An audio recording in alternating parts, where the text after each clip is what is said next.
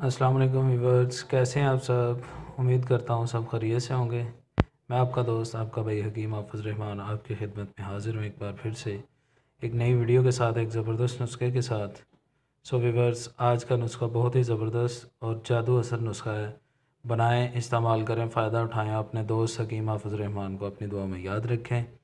So viewers, इसकी तरकीब बताने से पहले आपसे एक रिक्वेस्ट करूँगा, आप मेरे चैनल को सब्सक्राइब करें, लाइक करें, शेयर करें, कमेंट्स करें, ताकि मेरी आने वाली हर नई वीडियो आपको बआसानी मिल सके।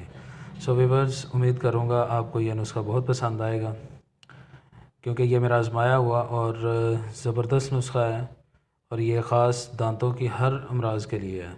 दांतों में दर्द हो, रेशा हो, खोड़ बन गया हो, या किसी भी किस्म का मुंह से स्मेल आती हो, रेशा हो दांतों में, दांत हिलते हों, कोई भी ऐसी प्रॉब्लम हो, तो अल्हम्दुलिल्लाह ये जो आपको टूटका ये नुस्खा जो मैं बता रहा हूँ, इंशाल्लाह इसका आपको 100% रिज़ल्ट मिलेगा।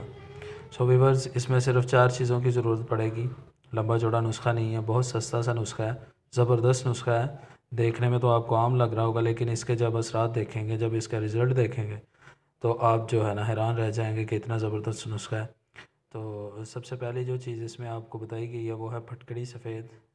ठीक है जी, इससे हर शख्स वाकिफ़ है। ये आपको चाहिए होगी 10 ग्राम। उसके बाद दूसरी चीज़ है लौंग, और लौंग आपको चाहिए होंगे 10 ग्राम।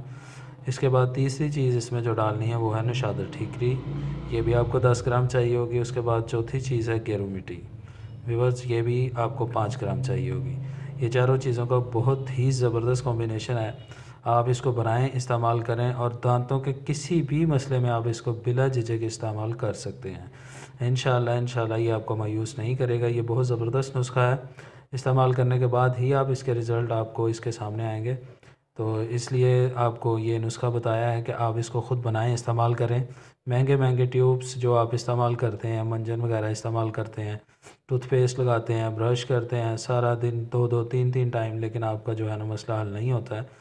तो अल्हम्दुलिल्लाह ये आपने इसको तीनों चारों चीज़ों को आपने अच्छी तरह बारीक करके सफ़ूफ पाउडर बना लेना है इसका। ठीक है जी।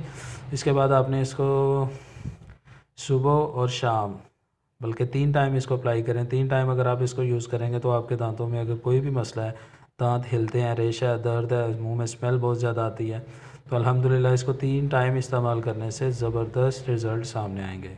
तो व्यूअर्स, इसको इस्तेमाल कैसे करना है, इसको इस्तेमाल करने का तरीक़ेकार भी आप सुन लें।